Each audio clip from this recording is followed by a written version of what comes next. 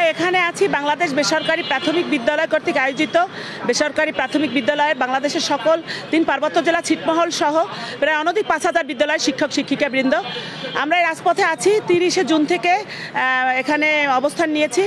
আজকে আমাদের দাবি একটাই, আমাদের দাবি হলো দীর্ঘদিনের। আপনারা জানেন যে বাংলাদেশে 71-এর পরে 71 সালে দেশ স্বাধীন হওয়ার পরে বাংলাদেশে সরকারের একটি উদ্যোগ ছিল যে বাংলাদেশে শিক্ষককে অভুক্ত রেখে কোনোদিন জাতি গঠন করা যাবে না। সেই লক্ষ্যে তারা 37,000 বিদ্যালয় বেসরকারি প্রাথমিক বিদ্যালয়কে জাতীয়করণ করে এবং তারপরে বিভিন্নভাবে খাদ্য কর্মসূচির মাধ্যমে কিছু কিছু বেসরকারি প্রাথমিক বিদ্যালয়কে অনুদান দিয়ে বিভিন্ন স্থানে যেসব জায়গায় শিক্ষা বিস্তারের জন্য প্রাথমিক বিদ্যালয় করা প্রয়োজন সেই সব বিদ্যালয়কে চালু রেখেছে। এবং আমরা সেই থেকে অনেক পূর্বের চাওয়া পাওয়া দাবি দেওয়ার এই বিদ্যালয়গুলি প্রত্যন্ত গ্রামে দুর্গম এলাকায়, যেসব এলাকায় শিক্ষা বিস্তারের জন্য 3-4 কিলোমিটারের মধ্যে কোনো বিদ্যালয় নাই, এই প্রাথমিক বিদ্যালয়গুলি সেইখানেই অবস্থিত। এবং এইসব বিদ্যালয় প্রতিষ্ঠানের নামে 10 কাঠা জমি দেওয়া আছে, 33%।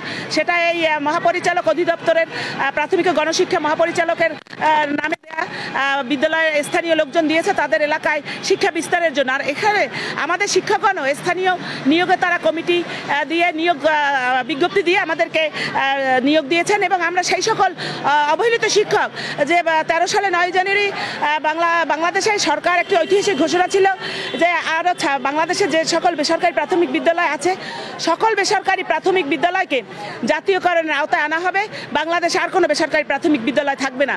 সেই লক্ষ্যে তারা 3টি ধাপে বিদ্যালয় জাতীয়করণ করে। কিন্তু অত্যন্ত দুর্ভাগ্যের কথা হলেও সত্য যে আমাদের এই সকল বিদ্যালয় সকল জাতীয়করণের সকল শর্তাদি পূরণ করা সত্ত্বেও তখনকার বিগত দিনের সরকারের কিছু স্বার্থান্বেষী উচ্চ মহলের কর্মকর্তাগণ তাদের নিজ নামে নিজ এলাকায় নিজের প্রভাব প্রতিপত্তি খাটিয়ে রাতারাতি বিদ্যালয় করে, আমাদের বিদ্যালয়ের পরে বিদ্যালয় করে, সেই বিদ্যালয়গুলিকে জাতীয়করণ করে নেয় এবং আমাদের এই বাদ পড়ে যায় আমাদের এই চালুকৃত প্রতিষ্ঠিত শর্ত পূরণ করা যোগ্য বিদ্যালয়গুলি।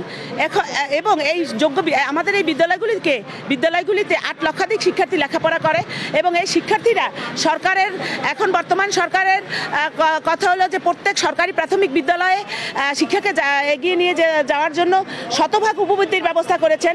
সেই শতভাগ শিক্ষক উপস্থিতি শিক্ষার্থীর উপবৃত্তির ব্যবস্থা করেছেন। কিন্তু আমাদের এই কোমলমতি শিক্ষার্থীরা সে উপবৃত্তি পায় না, যেহেতু আমাদের বিদ্যালয়গুলি জাতীয়করণ আওতায় নিয়ে আসে নাই, তারাও কোনো সুযোগ সুবিধা সরকার থেকে পাচ্ছে না। এবং আমরা শিক্ষকগণ অর্ধাহারে অনাহারে না খেয়ে এই অন্যের বাচ্চাদের পাঠদান করে আসছি, শিক্ষা বিস্তার করে আসছি এবং আমরা জাতি গঠন করে দিচ্ছি। তাই আমাদের দাবি হলো একটাই, জাতীয়করণ বাস্তবায়ন। যেহেতু আমরা জাতীয়করণের নীতিমালা আছি, এই থেকে আমরা বিভিন্নভাবে মানববন্ধন অবস্থান কর্মসূচি করেছি, বিগত দিনে সরকারের কাছে জানিয়েছি। বর্তমানে ছাত্র জনতার গণ অভ্যুত্থানে যে দেশ গঠিত হয়েছে তাদের কাছে এসেছি, প্রধান উপদেষ্টার কাছে একটি স্মারক দিয়েছি এবং তাকে আমরা আমাদের কথা জানিয়েছি। তখন উনি মন্ত্রণালয়ে একটা চিঠি করেছেন 3রা ফেব্রুয়ারি।